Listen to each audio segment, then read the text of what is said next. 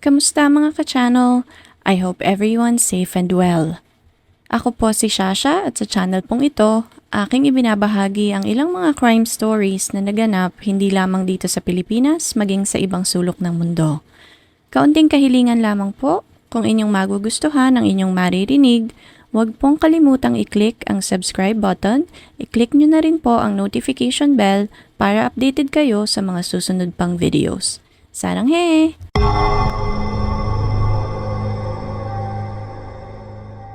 Noong March 2018, isang 27 anyos na guro sa Las Brisas Elementary School sa Goodyear, Arizona ang nakatanggap ng international media attention nang siya ay maaresto dahil sa sexual na pang-aabuso sa isa sa kanyang mga estudyante. Ang gurong ito ay si Brittany Ann Erwin Zamora. Ano nga ba ang nagtulak sa guro upang gawin ang kahalayang iyon sa kanyang estudyante? Samahan niyo ako at muli nating balikan ang pangyayaring ito sa buhay ni Brittany Zamora.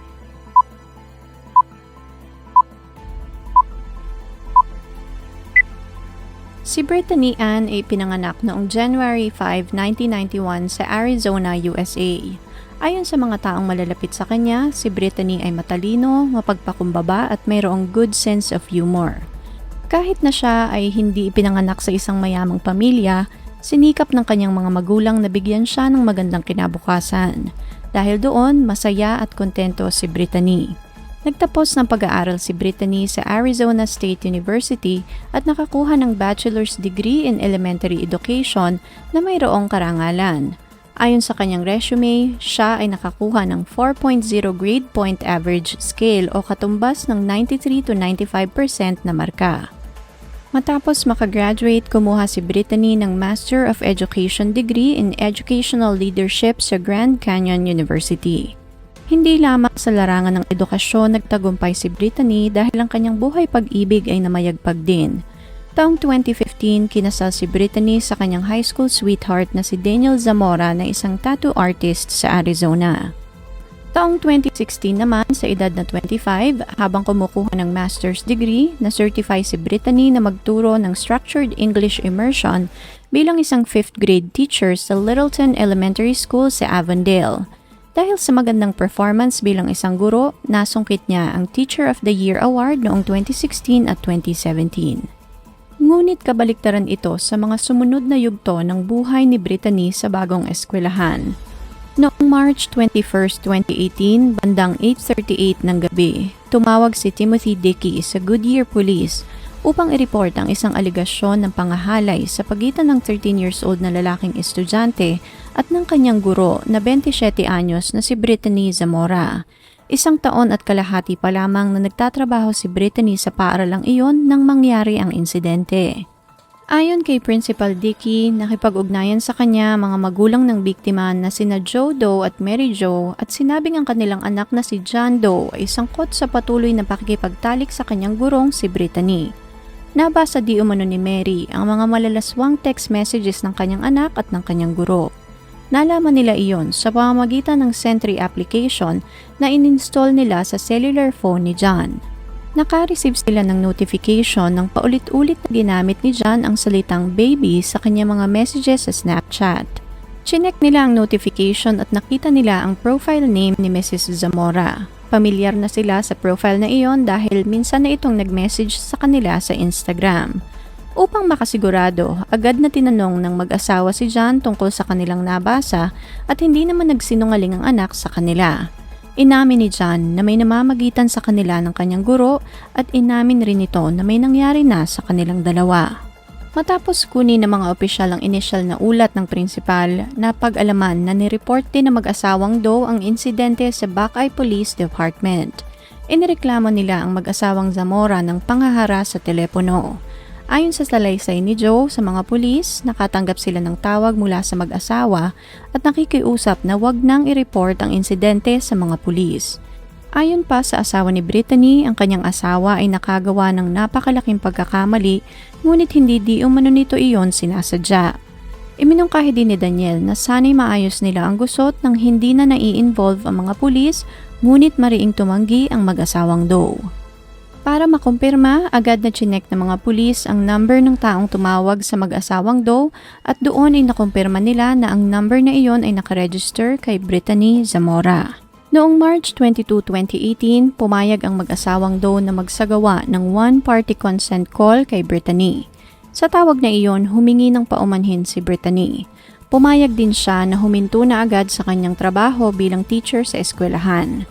Inamin din niya na sinira niya ang kanyang marriage pati na ang kanyang buhay. Nangako siya na hindi na niya muling uulitin ang pagkakamaling iyon, ngunit huli na ang lahat. Sa kabila ng lahat ng pag-amin, hindi naman direktang sinabi ni Brittany na nakipagtalik siya sa 13 anyos na binata. Sa halip, tinyak niya sa mga magulang ng bata na hindi siya buntis dahil umiinom di umano siya ng pills. Nang tanungin naman siya kung siya ay may nakahahawang sakit ay agad naman niya itong pinabulaanan. Muli siyang humingi ng paumanhin sa kanyang nagawa at nagsumamo na sana'y matigil na ang lahat. Hindi niya rin sinagot ang iba pang tanong sa takot na baka ang tawag na iyon ay recorded. Ayon pa kay Brittany, alam niyang siya ay nasa hustong gulang na at may pananagutan sa nangyari, ngunit nais niyang malaman ng pamilya Doe na hindi niya pinilit ang binata na makipagrelasyon at makipagtalik sa kanya. Matapos ang tawag na iyon, si Brittany ay naaresto habang sakay sa kanyang maroon 2007 Mazda MX-2 habang nakatigil sa isang traffic stop. Na-impound ang sasakyan at dinala sa Goodyear Police dahil sa pending na search warrant. Kinasuhan si Brittany ng 9 na bilang ng sexual conduct with a minor, 2 kaso ng pangmumolestya sa isang bata at 1 kaso ng obscene material transmitted to a minor.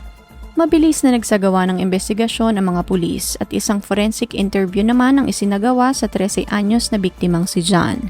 Inamin ni John na nagsimula ang kanilang relasyon na makipag-usap siya kay Brittany sa Classcraft.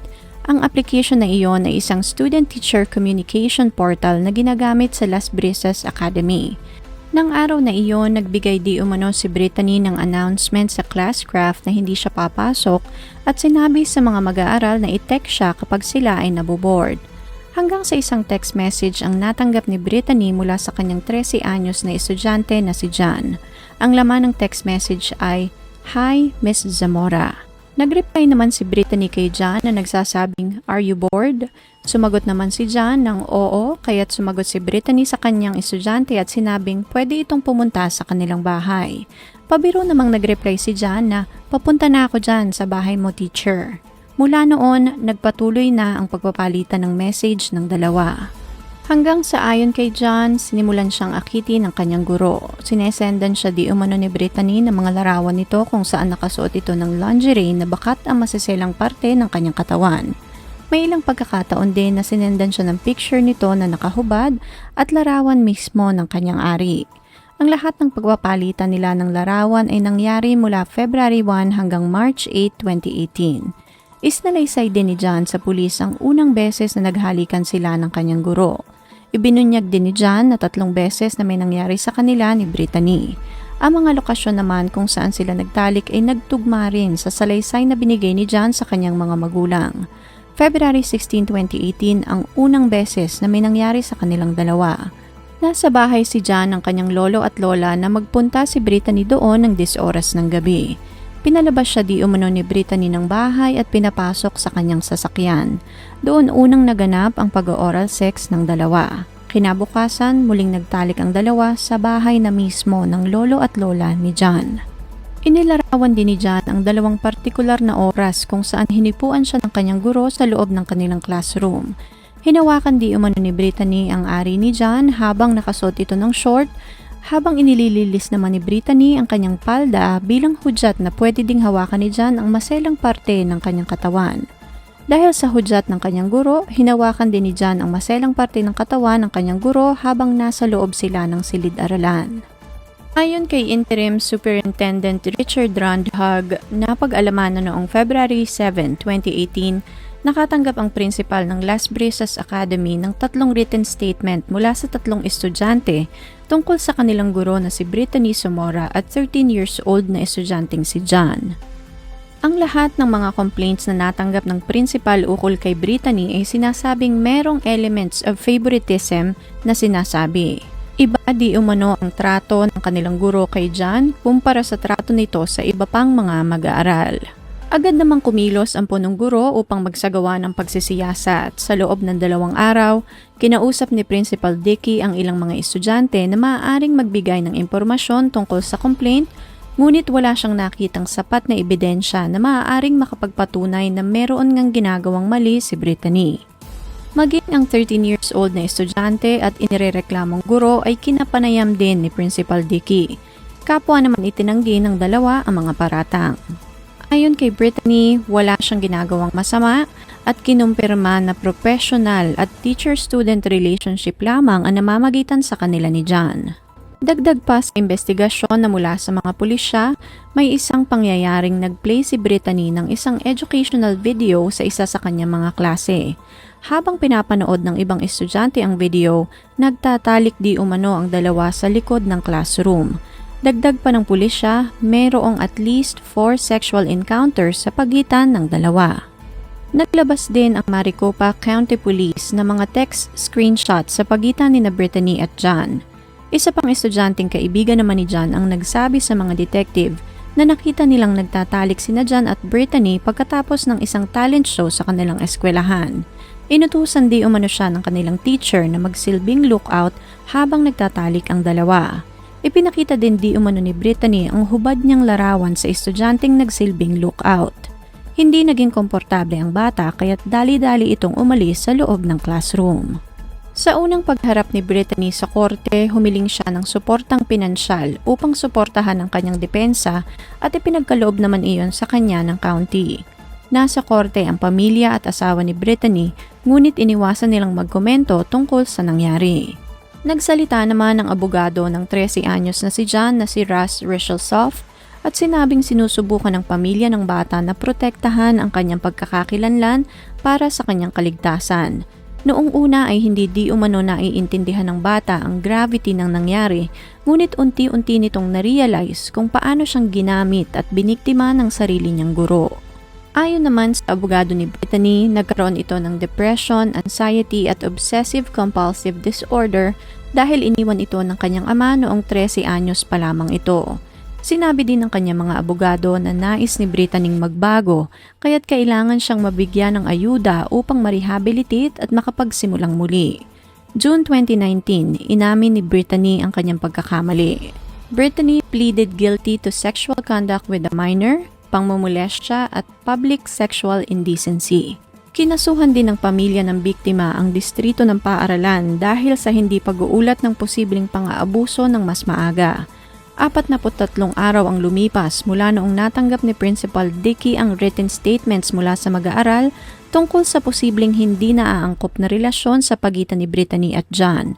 Inamin naman ng distrito ng paaralan ang kanilang pagkakamali. Ayon sa kanila, nais nilang makasiguro bago gumawa ng hakbang dahil may mga batang involved at masisira ang reputasyon ng paaralan. Sinampahan rin ng kaso ang asawa ni Brittany na si Daniel Zamora. Iginiit nitong alam ni Daniel ang mga aksyon ng kanyang asawa at alam nito ang namamagitan sa kanila ng menor de edad. Bilang asawa, dapat ay nireport nito sa pulis ang pagsasamantala ng kanyang asawa sa bata, ngunit hindi nito ito ginawa. Tumawag din si Daniel sa magulang ng biktima at sinubukang harasin ang mga ito upang huwag iulat ang krimen. Kalaunan, nakipagkasundo ang mga magulang ni John kay Daniel na isettle na lamang ang kaso sa labas ng korte. July 12, 2019, sa Maricopa County Superior Court sa Phoenix, Arizona, hinatulan ni Judge Sherry Stephens si Brittany Ann Zamora ng 20 years na pagkakakulong. Dahil sa pag-amin ni Brittany sa kanyang pagkakasala, nagdesisyon ang korte na ibasura na ang 12 pang kasong nakabinbin laban sa kanya. Habang buhay naman na nasa ilalim ng probation si Brittany sa oras ng kanyang paglaya. Pagsisilbihan ni Brittany ang kanyang sentensya sa Arizona State Prison Complex, Perryville. Matapos ang paghatol, humarap sa media ang abogado ni Brittany.